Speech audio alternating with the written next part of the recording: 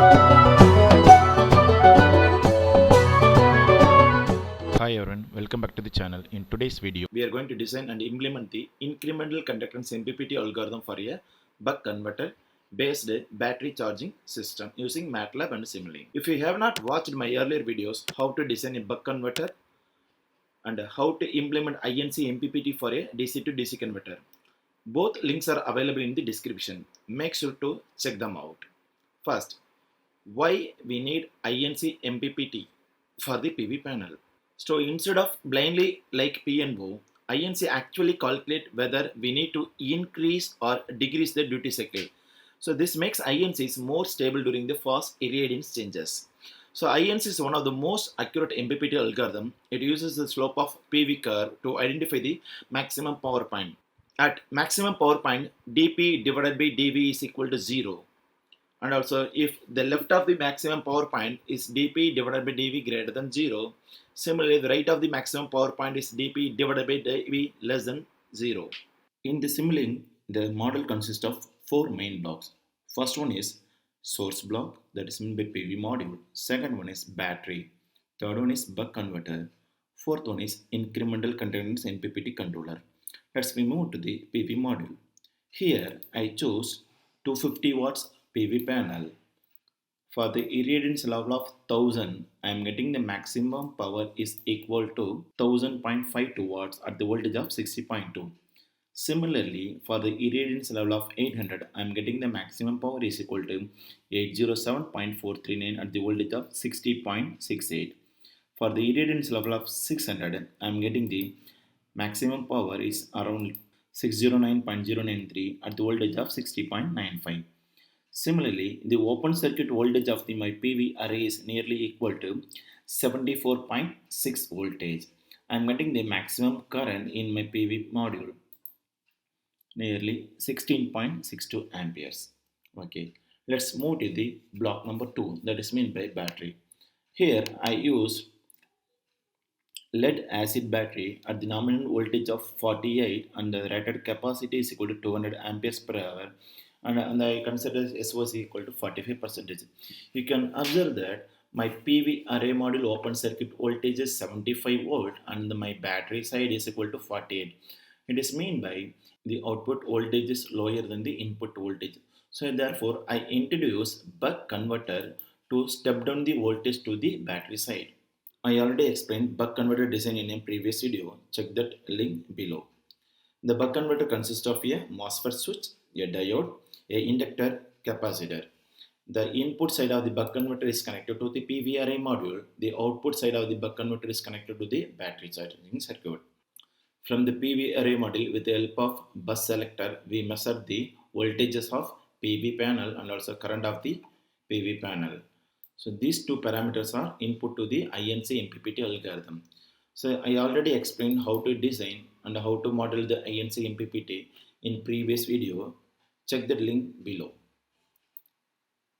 This INC MPPT calculates the dE changes in the current and also dV changes in the voltage. If the dB divided by dV and decide whether to increase or decrease the duty cycle. If dA divided by dV is equal to minus I by V, it will be apparent at maximum power point. Duty cycle remains the same. If dA divided by dV is greater than minus I by V, it appears on left of a maximum power point. So therefore we need to increase the duty cycle. Similarly, if dA divided by dV is less than minus I by V, it appears on right side maximum power. So we need to decrease the PV voltage to attain the maximum power. So this gives very fast and accurate MPPT even under the changing in irradiance level. Okay, let's simulate Simulink. So I am giving the constant irradiance level to my PV panel at the temperature of 25 degrees Celsius. So we can observe that the PV voltage tracks the maximum power at the voltage of 60.2. You can see here the PV voltage nearly we are getting 60.2 and the current it is nearly is equal to 16.62. So we are getting the maximum power is equal to 1000 watts. You can see here. So here the battery current is indicates that negative. It is mean by the battery's now currently is charging. So therefore, battery voltage increase gradually. You can see here in previous value 47.58. Now it is increasing to 47.59.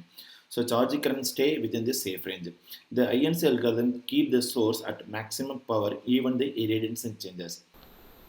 Let's we introduce some different irradiance condition for our PV array. You can see that I introduce a irradiation level 1000 irradiance at the period of 0 second and also 800 irradiance at the time of 0.2 seconds, and also I introduce 0 irradiance at the time of 0.3, then 600 at 0.4, 800 at 0.6 and 1000 irradiation once again at the time period of 0.8 seconds. Now let's run the simulation. You can see here the maximum power is extracted from the PV panel is nearly is equal to 1000 watts, and also the battery power is nearly it is equal to 962 watts. So you can clearly observe that this is our PV curve and this is our battery response and this is the different irradiance level. So we introduced a different irradiance level. At the period of 0 we are introduced a irradiation is equal to 1000. So we are getting the maximum power is equal to 1000 watts for the 1000 irradiance level. At time period of 0.2 we introduce a irradiance level is 800. For irradiance 800 we are getting the maximum power is equal to 807 watts. You can clearly see here the PV power is extracted from the PV panel.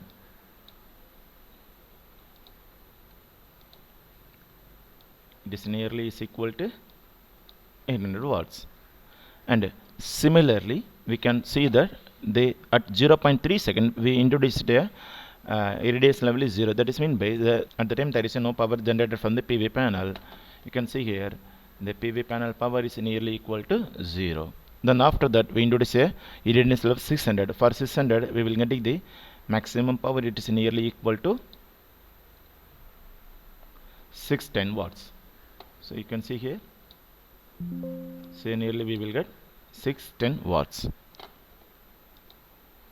So this is the response of our battery curve. You can see here, so for the different irradiance level the SO is gradually increases. At the time period of 0.3 seconds the irradiance is 0. So therefore at the time the battery is not charging. So it is indicate that between the 0.3 to 0.4 seconds the idealized charge level it will be maintained that percentage. So this is the battery response curve for different irradiance conditions. You can see here the battery voltage to be maintained constant across the output side. So I hope you learned something new today. Don't forget to like, share and subscribe. More MPPT and power electronics projects are coming soon. Thanks for watching.